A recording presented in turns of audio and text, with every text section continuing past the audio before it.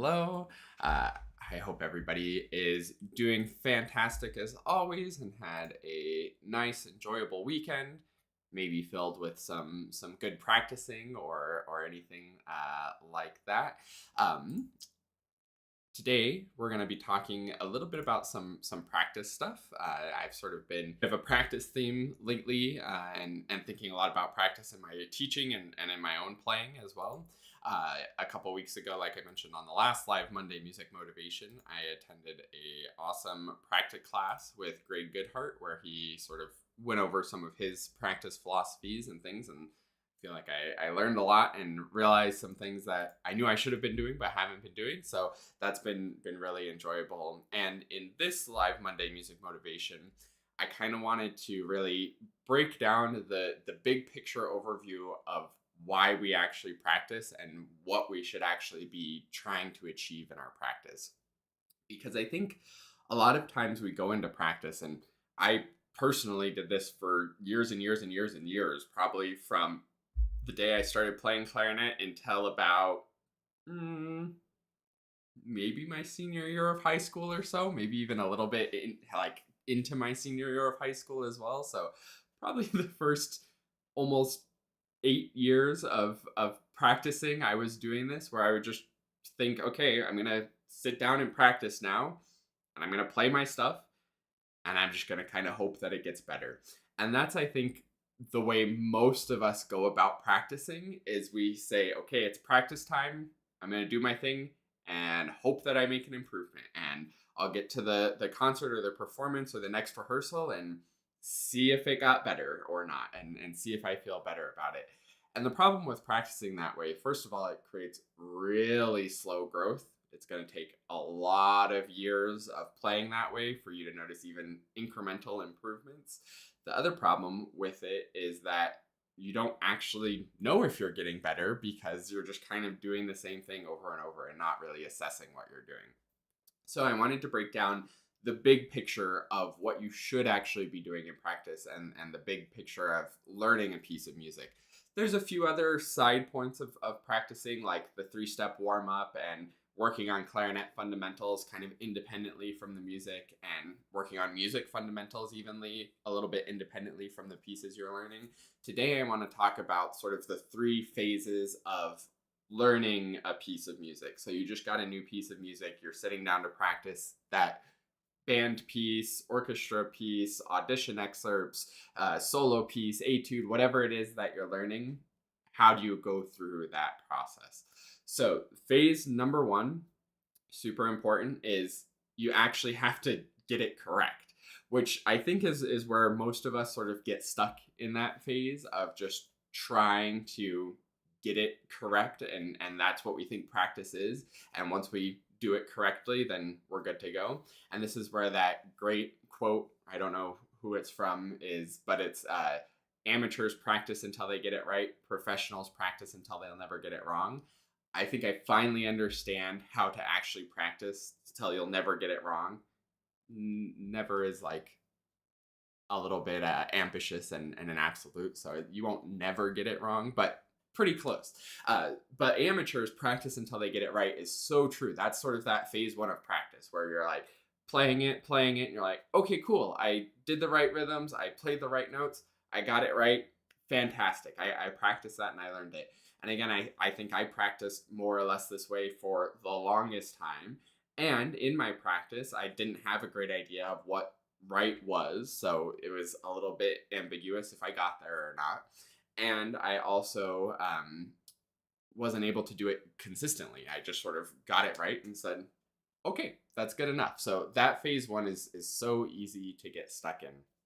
But once you get it correct, and once you're able to see, okay, this is how the rhythm goes, these are the notes, and I can get that to come out of the instrument, then you're in a whole new ballpark, and there's a whole new step of learning the music. And this is the step that I think almost everybody is skipping and overlooking. Even in my own practice of late, I've been skipping this important step. And actually, I don't think I've ever really done this step effectively ever in my practice. But I'm going to start doing it effectively, and I think it's going to make a huge difference. So step 2, sort of phase 2 of learning, is actually deeply learning the music.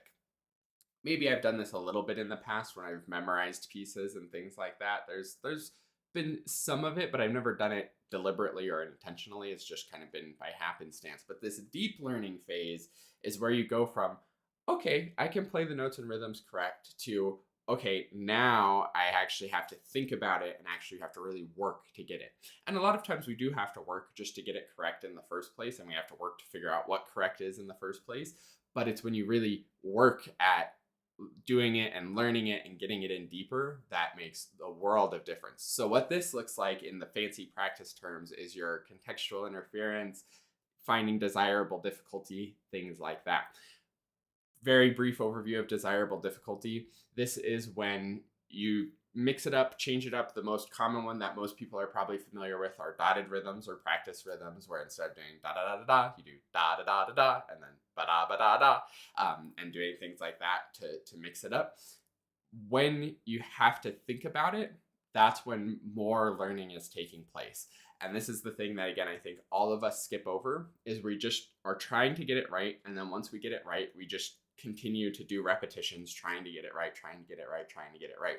But it's when you go deeper with it and really have to think about it and mix it up, maybe playing it backwards, maybe playing from the end, starting in the middle. You've probably experienced that before, where you play through a piece and you feel like you know it pretty well, and then in a lesson or something your teacher's like, okay, let's start like in the middle of this measure or in the middle of the phrase, and then you can't do it because you've never played it from the middle of the phrase before. That's a perfect example of desirable difficulty, where you have to think about it more, you have to engage with it more deeply, and actually get it. And that's where the deep learning takes place. And when you do that deep learning, it's going to get in there deeper, it's going to stick better, you're going to be able to do it more consistently, more confidently, and more reliably. So that's step 2 of mixing things up, finding desirable difficulty, sort of doing things in a different way so you have to think about it, is what really, really counts and helps things to sink in.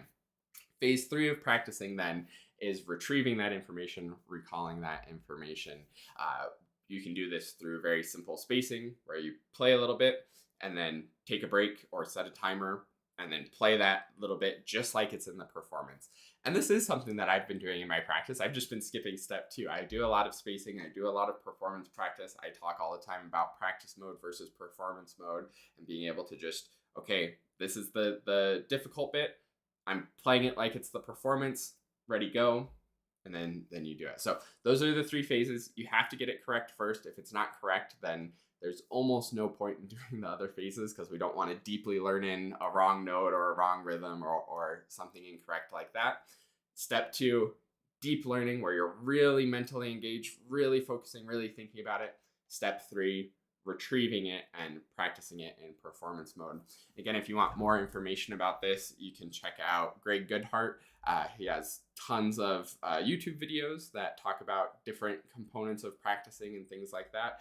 And the practice classes are super fun. You can find them at his website to look into more of that. So just search for Greg Goodhart. You can find him on YouTube. You can find his website. Lots of good practice advice.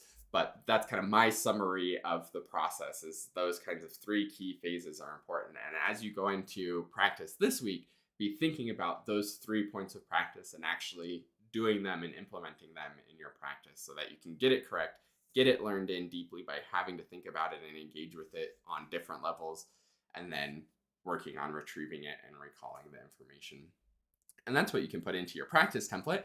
You can go to quickstartclarinet.com/get started to get this exact template, or make it for yourself, with the date for the week, reflection of how things are going, your goal for this week, and then your plan for when you're going to practice and how you're going to make that happen.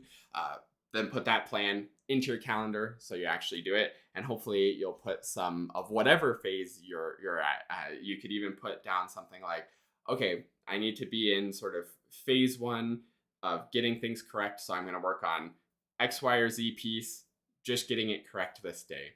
And even could do X, Y, or Z phrase of this piece. I just want to get the first phrase really correct on this day, and then the next day I'm going to do some contextual interference and work on more deeply learning that phrase that I worked on.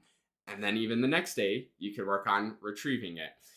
These 3 phases too aren't as linear as I laid them out. You can always be going back and mixing and matching things. You might be doing some contextual interference and you notice something where you're like, oh, that was the wrong note that I learned.